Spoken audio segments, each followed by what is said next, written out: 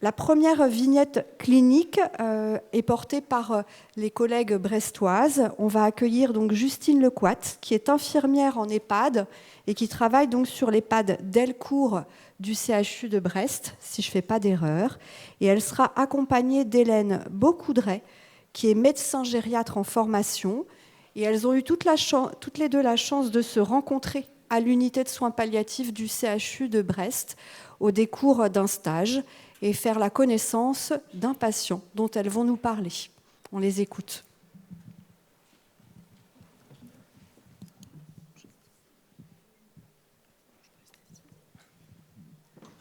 Bonjour.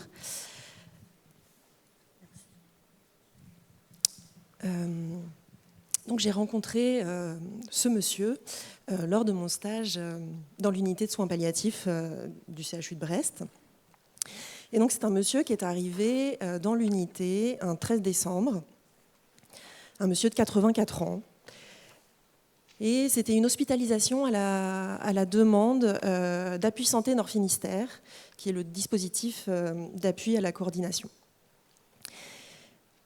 Et donc la demande était axée sur un monsieur qui, en fait, avait une situation à domicile qui n'était plus sécuritaire pour lui. Donc pour un peu vous peindre le contexte social, c'est un monsieur qui est veuf depuis plusieurs années. Il a 6 enfants et il vit avec une de ses filles. Donc à votre domicile, il avait déjà des aides, un passage infirmier mises en place, mais il y avait une situation sociale qui faisait qu'il n'avait plus de chauffage, plus d'eau chaude. La relation avec sa fille était conflictuelle.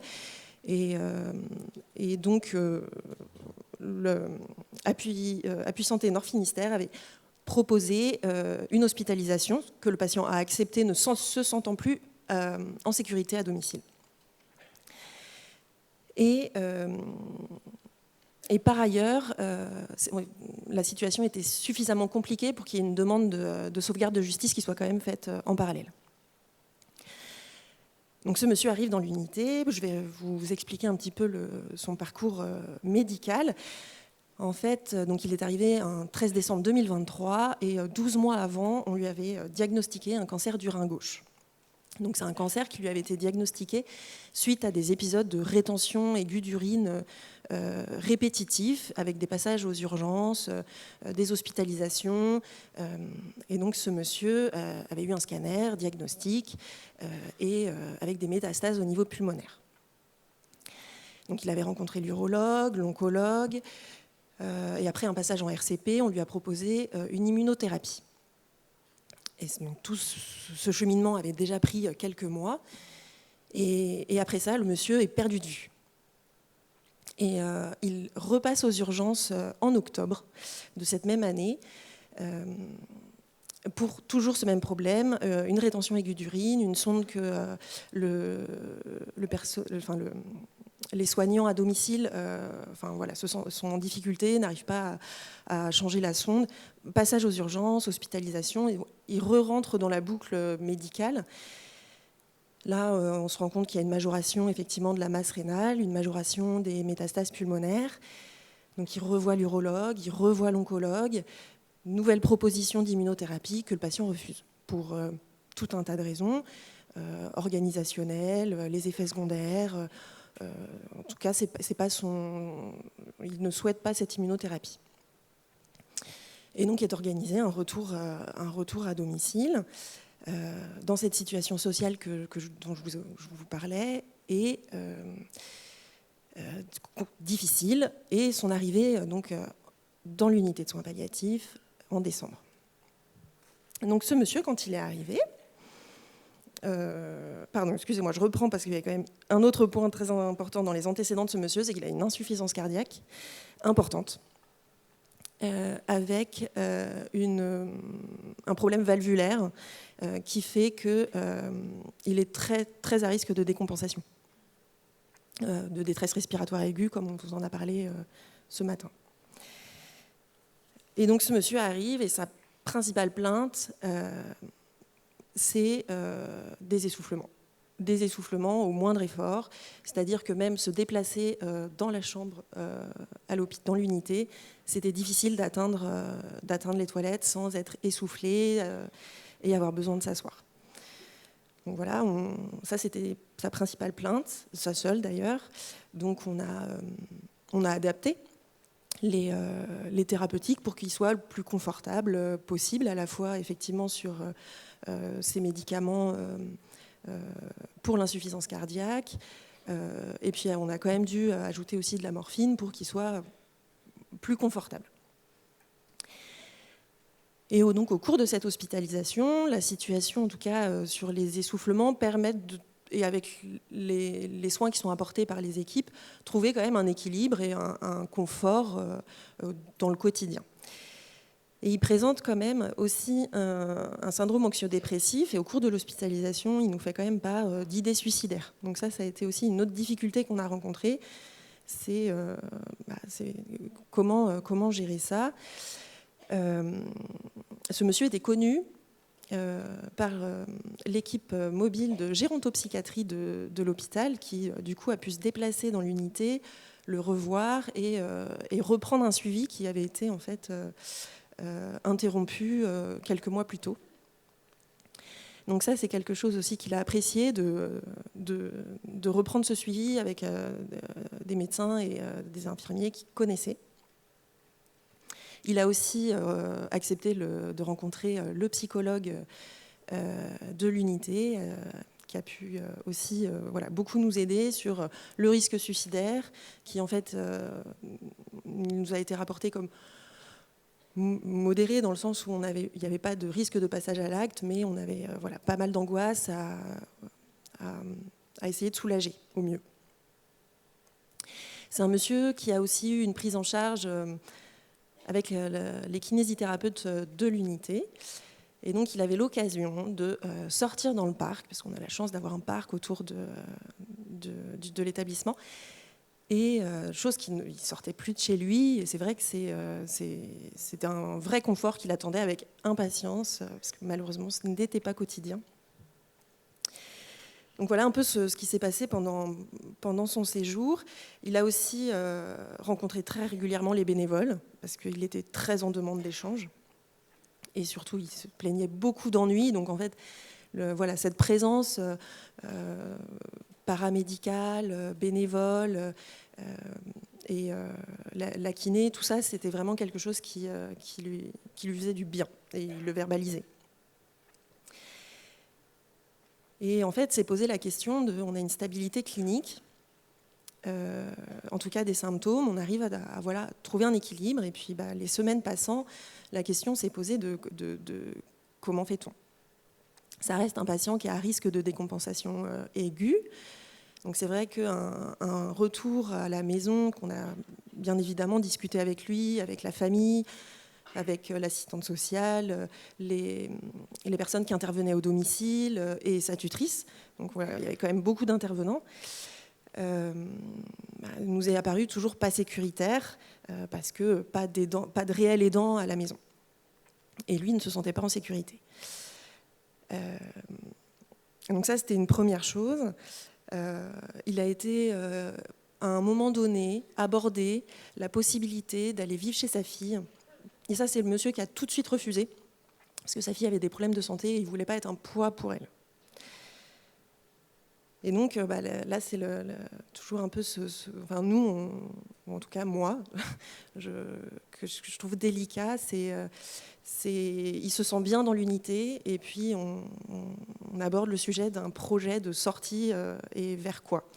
Donc, la principale proposition chez ce patient de 84 ans, c'était l'EHPAD. Ce qui l'enchantait initialement pas vraiment. Et puis, au fil des semaines de discussions et d'avoir rencontré ma collègue Justine, infirmière, eh bien, il a accepté une entrée en EHPAD, du coup, 6 semaines plus tard. Donc voilà, je laisse la parole. Bonjour à tous. Donc du coup, comme disait Hélène, j'ai pu rencontrer ce monsieur au sein de l'unité de soins palliatifs dans le cadre d'un stage au niveau du diplôme universitaire de soins palliatifs. Donc du coup, il a pu être rassuré car j'ai pu lui expliquer comment ça se passait au sein de notre EHPAD, sachant qu'il y a une présence médicale et paramédicale en continu chez nous. Donc d'où la situation aiguë qui peut être, entre guillemets, vite gérée. Du coup, à son entrée, il était plutôt anxieux et fermé. Il restait beaucoup en chambre. Et petit à petit, on a réussi à le stimuler. Il venait tous les midis et tous les soirs en salle à manger. Le petit déjeuner, par contre, il préférait rester en chambre parce que c'était son habitude de vie. Il n'avait pas envie de venir voir les autres le matin. Il a pu continuer à avoir un suivi psychologique avec la psychologue de l'EHPAD, avec laquelle il échangeait avec plaisir.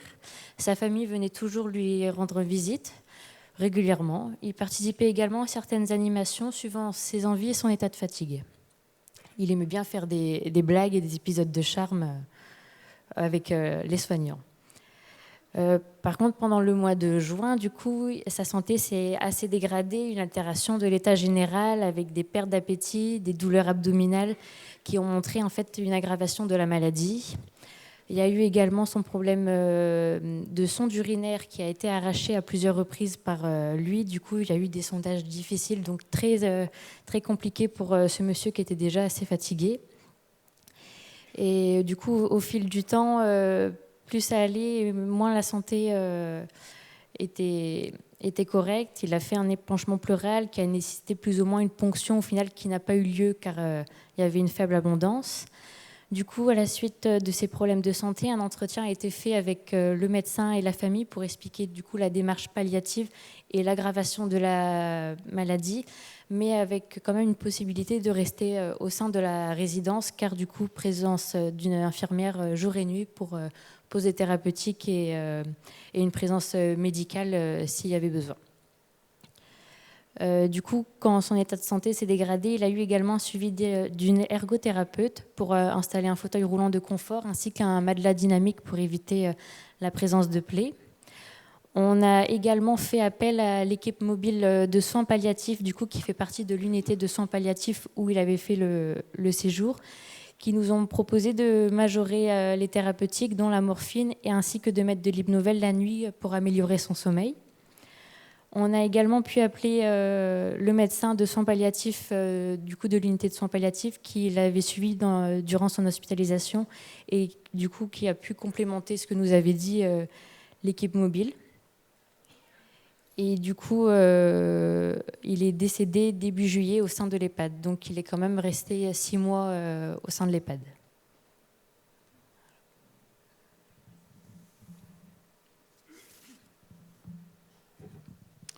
Mais merci à toutes les deux pour cette vignette qui, on le voit, déjà aborde différents aspects. Hein, et le premier, bien sûr, celui du parcours hein, en situation palliative, hein, avec, pour faire écho un peu aux propos de ce matin, la vraie déferlante hein, en termes démographiques qui va s'imposer à nous. Donc c'est vrai que la prévalence très forte aussi, hein, comme ça a été souligné ce matin, des cancers liés au vieillissement qu'on connaît tous et qui pose effectivement, et ce cas, me semble-t-il, l'illustre bien, aussi voilà, hein, la réflexion où on voit bien, et on y reviendra avec vos questions sur les différents acteurs et à quel moment ils peuvent être interpellés dans le parcours. Donc merci à toutes les deux. Du coup, comme le disait Géraldine, on laissera volontairement à l'issue hein, des deux situations le temps pour des questions dans la mesure où certaines, bien évidemment, vont pouvoir se recouper. Donc, sans plus attendre, on a j'ai le plaisir d'accueillir Frédéric Nivet, donc, qui est médecin d'équipe mobile soins palliatifs, médecin gériatre et coordonnateur, voilà, et qui va nous exposer également une deuxième vignette clinique. Alors moi, je voulais vous présenter la situation de prise en charge complexe en EHPAD avec une demande sous-jacente, non directement formulée, mais enfin c'est quand même ça, d'euthanasie par certains membres de la famille. Donc rapidement, c'est un monsieur de 84 ans qui a une altération cognitive dans le cadre d'une démence qualifiée de mixte avec des troubles du comportement suite à un maintien difficile à domicile. Bon, il se retrouve à l'UCC, l'unité cognitive comportementale, puis en unité spécialisée d'EHPAD.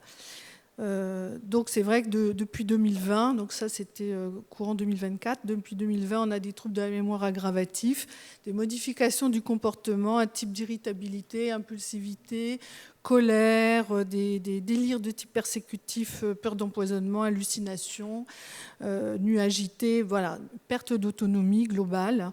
À noter qu'à l'UCC il avait chuté quand même et en septembre 2023, il avait fait un traumatisme crânien avec une hémorragie frontale qui n'avait pas arrangé sa situation.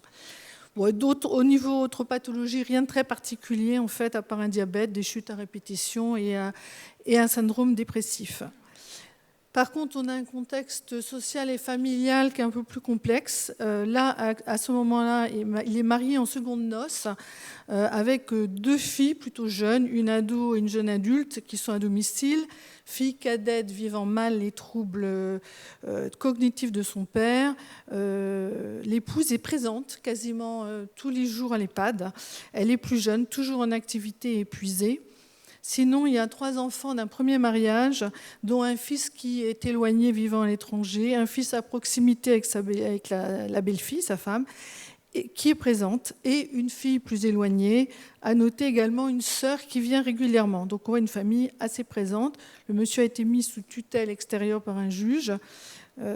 Donc on a su quand même que la demande d'entrée en institution, puisque le maintien à domicile devenait quand même très très compliqué, avait été difficile. L'épouse était inquiète car un financement complexe. Et que, en fait, l'hébergement de l'EHPAD n'avait pas été payé depuis son entrée, c'est-à-dire depuis 1 an. Alors on reçoit, voilà, donc ça, nous on ne connaissait pas la situation, on reçoit au niveau de l'équipe mobile de soins Pallia un mail du fils qui est éloigné à l'étranger, donc je vais vous le lire. Bonjour, je prends contact avec votre équipe pour un rendez-vous d'information. En effet, notre papa, atteint de la maladie d'Alzheimer ou assimilée, est hospitalisé à l'EHPAD Intel et réclame depuis plusieurs mois de partir. Il refuse depuis quelques semaines de se nourrir, ne marche plus et répète sa volonté de s'en aller. Il n'a pas renseigné de directive anticipée jusqu'à présent et se trouve en régime de tutelle. Malgré l'état avancé de la maladie, il continue d'affirmer sa volonté. L'ensemble de ses proches comprennent et respectent son choix. Donc un rendez-vous avec son médecin a été pris. L'état de santé de mon papa et sa demande seront évoqués. Puis nous souhaitons vous rencontrer pour avoir des informations, que vous puissiez rencontrer mon papa ainsi que l'équipe soignante de l'EHPAD pour l'aider. Pour ma part, je serai présent. Donc voilà, donc je vous remercie. Voilà, donc on recontacte ce fils en lui disant qu'évidemment on est d'accord pour rencontrer, aller accompagner son père et l'équipe de l'EHPAD et de participer à une réunion au niveau de la réunion collégiale en fait avec la famille et les membres de l'équipe.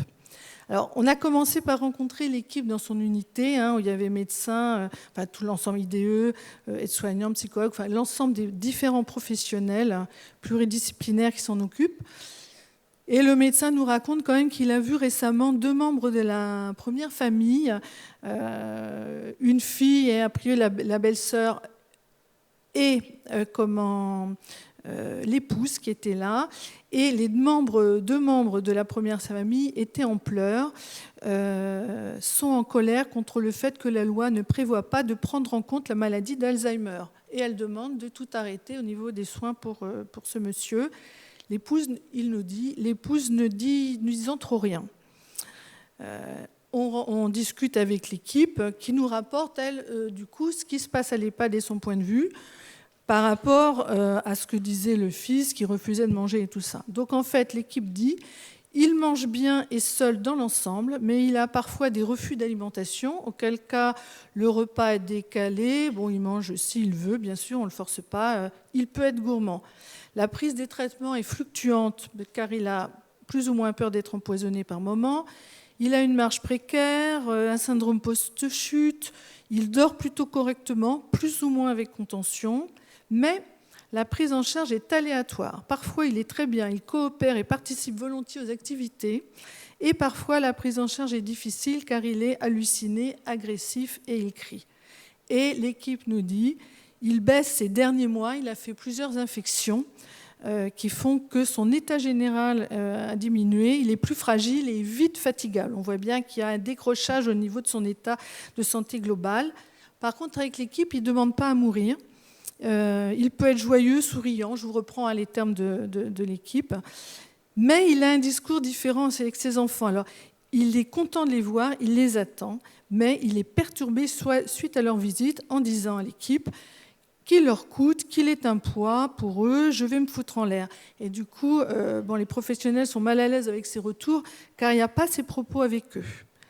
Globalement, il semblait se plaire dans l'établissement et apprécier plutôt les activités. Donc on voit qu'on a quand même deux points de vue qui sont différents, et des réceptions de ce monsieur, qu'il exprime des choses un peu radicalement différentes parfois. Alors, on discute cliniquement de la situation.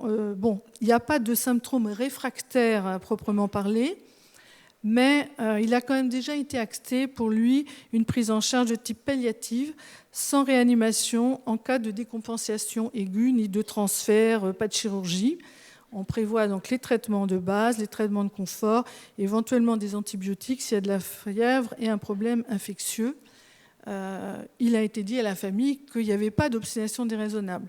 Nous, on rencontre le patient, il est fatigué, fatigable, l'entretien ne peut pas être très long, il est fragile dans sa globalité, et il se met à pleurer à l'évocation de ses enfants en nous disant « ça leur coûte cher », mais il dit aussi qu'il était bien ici. Bon, voilà, c'est dans ce contexte-là, on a ces éléments-là. On rencontre la famille donc au complet, sauf les deux jeunes filles en fait qui n'étaient pas présentes, plus l'équipe médecin, infirmière, l'aide-soignante référente et l'équipe de les MASP, dont la psychologue, au vu du contexte. Dans un premier temps, on laisse parler la famille, on l'écoute, on les laisse parler. Le fils... c'est plutôt lui qui parlait, nous rapporte les propos de son père qu'il vive mal et qui les mettent en difficulté, du style « je veux en terminer, c'est quand que je m'en vais, j'en ai marre, je veux que ça s'arrête, je veux libérer mon épouse ». Donc les enfants disent « il faut l'aider dans ses souhaits, il n'a plus de désir, il a des souffrances physiques quand il chute et des souffrances morales ». Ils réexpriment là, dans l'ensemble, leur colère vis-à-vis de la loi à venir, qui a priori ne prendrait pas en compte les maladies type Alzheimer. Alors, ils nous disent en parallèle avoir une bonne entente familiale, mais l'équipe nous avait dit avoir quand même quelques réserves par rapport à ça, par rapport à cet affichage entre guillemets. Donc ça, c'était la première partie de cette rencontre qui a été longue, qui a, je ne sais plus, au moins duré 1h30. Ensuite, l'équipe s'exprime. On reprend les éléments cliniques, la prise en charge de l'équipe. On donne, alors je ne vais pas m'étaler du tout là-dessus, parce que c'est trop long, mais il y a des explications et des informations sur la maladie cognitive, sur la fragilité, sur les complications, l'évolution attendue, à type problème des chutes, le problème des fausses routes, l'aggravation quand même progressive et la grande fragilité de ces patients dans ce type de pathologie. Et puis, donc, le côté, je dirais, un peu clinique. Et puis, l'équipe qui est là reprend un peu les éléments qui ont été dits précédemment sur qu'est-ce qui se passe à l'EHPAD et comment eux perçoivent un peu les échanges et l'attitude de ce monsieur.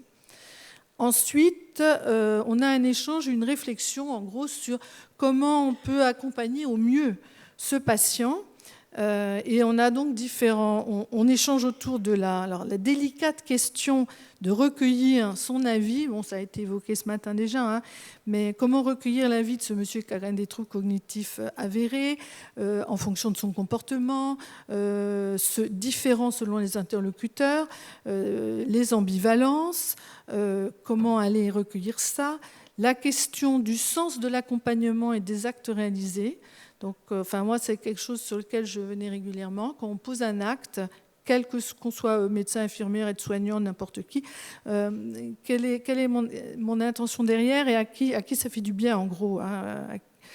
Donc, on reprend la question du sens, mais cette question, j'interrogeais la famille aussi là-dessus, eux, le sens de leur demande. On parle aussi du projet médical et de soins du patient, en reprécisant qu'on n'était pas, de toute façon, ça c'était clair pour l'équipe et pour tout le monde, qu'on ne voulait pas être dans de l'obstination déraisonnable.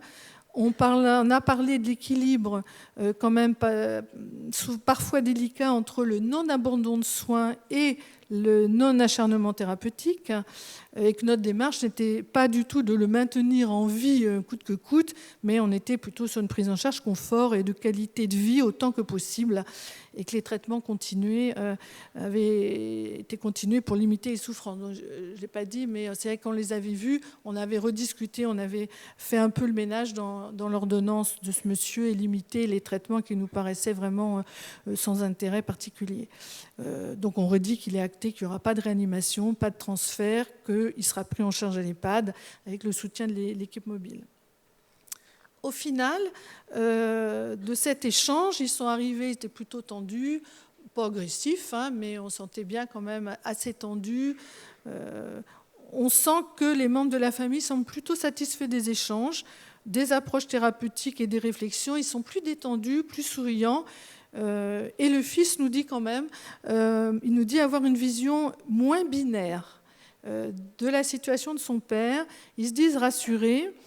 Je pense que ce qui a pu être rassurant, enfin ça c'est peut-être une interprétation de ma part, mais c'est qu'ils se sont rendus compte qu'on réfléchissait à la situation, qu'on n'était pas dans une prise en charge, on met les médicaments et assis, on ne se pose pas de questions, qu'on était donc dans une réflexion de l'accompagnement de leur père, et qu'on était vraiment en réflexion pluridisciplinaire, tout le monde était là, avec le regard entre guillemets un peu extérieur de l'équipe mobile. Je pense que ça a été un des facteurs qui leur a montré voilà, qu'on n'était pas sur une prise en charge obstinée et sans essayer de voir un petit peu réfléchir au mieux pour lui. À noter quand même, enfin moi ça m'a frappé, j'étais déjà avertie, mais enfin là on l'a vu, l'épouse s'est globalement très peu exprimée. Ce qui est, bon, donc on a laissé faire, on a laissé dire, on n'a pas interrogé ça, c'était pas le lieu et le propos, mais c'est vrai que ça renvoyait quand même un peu sur la place des uns et des autres dans la famille. Donc voilà, et on fait une proposition d'accompagnement par l'équipe mobile de la famille, avec entre autres, si besoin, le soutien de la psychologue. Donc, en analysant un peu cette situation, moi, c'était l'intention de présenter cette situation, c'était quand même d'interroger un peu l'analyse un peu de cette situation. Donc, on voit là qu'il y a un croisement entre la question quand même du vieillissement, d'une maladie, du vieillissement et d'une maladie gériatrique, c'est vrai, mais qui est une pathologie évolutive, non mortelle à court terme, mais qui fragilise beaucoup les patients de par les complications, non traitables, donc palliatives en fait. Avec des complexités donc, là diverses sur la maladie cognitive, sur la souffrance des proches face à ces types de pathologies, qui pour moi c'est une des pathologies, enfin ce type de pathologie c'est ce qui met le plus à mal les familles en fait, hein, l'histoire du deuil blanc, confère ce matin le monsieur quand même qui dit j'étais un veuf stagiaire, je suis un veuf titulaire maintenant, ça m'a renvoyé vraiment là-dessus, et qui sont démunis par rapport à ces maladies-là, et pour qui la situation peut être insupportable. Donc, avec les demandes du coup qui arrivent, hein, c'est pas rare d'avoir une demande par la famille et des demandes d'euthanasie. Voilà, la complexité de recueillir les volontés du patient, tout ça. Bon, une complexité sociale et financière qui n'a pas été évoquée. C'est pas venu sur le tapis, nous on l'a pas évoqué, c'était pas ni notre rôle ni le lieu à ce moment-là. Bon, par contre, si ça avait été évoqué, étant au courant, on était en mesure de s'adapter à cette réflexion. Et donc, du coup, moi, ça m'a amené au questionnement et conduite à tenir, parce que c'est des situations complexes, c'est pas simple. Comment on fait ? Alors, par rapport aux patients, c'est se questionner sur quelle est la réalité d'un patient qui a des troubles cognitifs importants, quelle est sa conscience avec une fluctuation potentielle des comportements. Il y a la question d'une démence et de troubles cognitifs, mais il y a la question aussi d'une dépression sous-jacente, voire une dépression hostile. Questionner le point de vue du patient, même avec une atteinte cognitive, pour moi, doit faire partie de notre rôle systématique, en l'interrogeant quand même, voir ce qu'il peut en dire, être attentif à ses comportements, langage non verbal, comment l'entendre au mieux, ses souffrances, s'interroger sur les ambivalences du patient qui ne dit pas les mêmes choses en fonction de ses protagonistes. La question de faire une analyse gériatrique, ça je crois que ça me semble aussi important, de la situation clinique par rapport à les évolutions attendues de la maladie. Et puis une question, alors on la formule assez souvent comme ça, jusqu'où aller dans la prise en charge médicale face à cette maladie en statut pallia, dont on connaît les complications, et ne pas être ni, ce que je disais, dans l'abandon de soins et l'obstination déraisonnable. Je pense qu'une des choses importantes et qui sans doute pas assez faite, mais bon, voilà, qui est un des points, je pense, majeurs, c'est la question de l'anticipation. Ça a été dit aussi ce matin à un moment donné, c'est vraiment la question de l'anticipation. Alors en particulier dans les EHPAD, parce que c'est vrai, bon, aux urgences on n'en parle même pas, mais c'est pas toujours évident, quoique ce matin, le professeur Chassagne disait qu'il était déjà dans une anticipation à la fin de son courrier, mais en EHPAD, on a un projet personnalisé sur une prise en charge globale. En tout cas, pour moi, la prise en charge en EHPAD n'est pas une prise en charge médicale, c'est d'abord une prise en charge de lieu de vie, avec la question d'une qualité de la prise du lieu de vie, de l'animation. Et la prise en charge médicale est un, je dirais, sous-chapitre de ce projet de personnalisé. Mais dans le projet médical, du coup, comment on y réfléchit en amont à froid pour acter d'éventuelles limitations à arrêt de traitement, le fameux jusqu'où on va, peut-être commencer à y réfléchir, sachant que c'est jamais marqué dans le marbre. On peut toujours faire des préconisations, les choses seront toujours à réfléchir au temps T, en fonction des événements, éventuellement faire une fiche SAMU-PALIA. Une chose aussi qui est peu évoquée, on n'ose pas, mais je pense que c'est parce que la famille, les professionnels, les autres autour, on n'ose pas toujours évoquer et parler de la mort avec les personnes âgées, parce qu'elles commencent à se pointer quand même dans le paysage, alors que je pense qu'il y a une majorité de personnes âgées qui y pensent de toute façon, si ce n'est pas tous, et qui seraient volontiers prêts à en parler, je pense, si la personne en face n'est pas trop, comment dire, timide avec la question. Questionnement par rapport à la famille. Donc on revient sur les conduites atteintes et questionnements. De toute façon, là-bas, c'est entendre leurs demandes, leurs craintes, toutes leurs difficultés et leurs souffrances. Réfléchir avec eux, en l'occurrence, là, sur le désir de mourir ou le désir de vivre de leurs parents et leur propre désir à eux par rapport à leur père ou mari. La position un peu subjective de chacun. La demande d'euthanasie est souvent un moyen d'échapper à cette situation de leurs proches qui leur est insupportable. C'est pour ça, en fait, c'est pas qu'ils veulent le tuer, mais c'est insupportable. Et si ça pouvait s'arrêter, ce serait quand même soulageant. Donc, vraiment, aller avec eux, interroger sur qu'est-ce qu'il y a derrière la demande. Ça, c'est très pallia, je dirais. On est beaucoup là-dessus, sur les demandes à mourir. Qu'est-ce qu'il y a derrière la demande ? On peut, parce que des fois on a des propos de soignants ou de famille, quel sens ça de vivre comme ça, avec des projections également sur la peur de vieillir.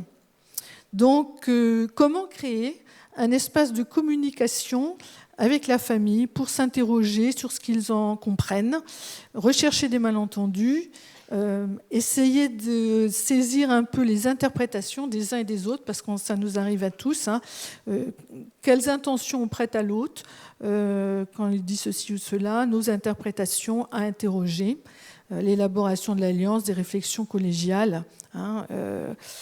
Alors ça a été dit aussi ce matin, moi je l'avais noté, mais je crois qu'il est important de faire alliance avec la famille autant que possible, les informer, échanger, discuter avec la famille nous aide à réfléchir, mais en tout cas moi j'ai toujours été très claire sur le fait qu'ils ne prendraient pas la décision, qu'on qu'on ne les laisse pas porter la responsabilité et le poids d'une éventuelle culpabilité de la décision. Ça, c'est une responsabilité professionnelle. Voilà. Donc, moi, j'interroge là, c'est pas venu sur cette situation-là, l'influence de la dimension financière. De mon ressenti dans cette situation-là, je n'ai pas ressenti que c'était la dimension financière, les complexités, les difficultés financières dans lesquelles ils étaient, qui amenaient à une demande d'euthanasie. Sincèrement, je ne le pense pas. Peut-être que ça pouvait influer un peu, mais je pense que ce n'est pas à l'origine de la demande. Ceci dit, j'interroge quand même ça, parce que ce n'est pas anodin de ne pas payer l'EHPAD depuis 1 an. Et puis, ce sont quand même des situations qui... On ne peut pas faire fi de cette dimension qui peut mettre en grande difficulté. Il y a des gens qui sont vénaux, mais souvent, c'est quand même que les familles sont en difficulté sur ce plan-là. Et pour finir, par rapport à l'équipe, il faut, en tout cas, on appelle de tous nos voeux des professionnels formés sur le plan gériatrique, sur le plan de la démence, sur le plan palliatif. Tout ce qui est la question incontournable du travail en pluridisciplinarité, réflexion collégiale, interroger, aider chacun dans les temps qu'on peut avoir, quel est l'idéal de soins de chacun. Et je pense qu'il y a un questionnement personnel de chaque professionnel sur, alors je parle plutôt en gériatrie parce que c'est vrai que ce n'est pas toujours facile, quelle est la nature du regard que je porte sur le patient et quelles sont sur mes projections sur cette potentielle double peur, celle du vieillissement, parce que souvent il y a une peur de vieillir, et surtout avec des pathologies type démence ou autre. Donc la peur du vieillissement lui-même, et la peur de la démence, et la peur du décès qui va arriver. Et se questionner, quand je pose un acte, qu'est-ce qui motive ma ou mes propositions de prise en charge ? Par exemple, est-ce que j'ai du mal à lâcher prise et je fais tout pour maintenir en vie le patient ? Ça peut être le médecin sur ses prescriptions, mais ça peut être une aide-soignante quand elle veut absolument stimuler quelqu'un à manger, par exemple. Je me sens démuni et impuissant. Et du coup, je vais poser des actes pour essayer d'échapper à mon ressenti inconfortable par une hypermédicalisation ou une abstention de traitement ou accélérer éventuellement un processus mortel. Il y a également, quand même, on rencontre assez régulièrement des professionnels qui ont peur des proches, qui font pression de manière diverse. Et donc, je vais faire comme ils demandent. On voit des médecins, des fois, qui répondent vraiment à la demande de la famille. Bon, je n'ai pas pu m'empêcher d'une dernière petite question. C'est une certaine propension des professionnels et des familles en gériatrie à décider pour la personne âgée, à la protéger, à faire le bien pour elle. Ça part d'un bon sentiment. Est-ce que c'est toujours pertinent ? Je ne sais pas. Et donc, au final, c'est des espaces de travail dont on peut se saisir. Comment accompagner le désir de mourir du patient ou son désir de vivre ? Comment on interroge ça, en fait ? Ou la demande d'euthanasie pour les autres ?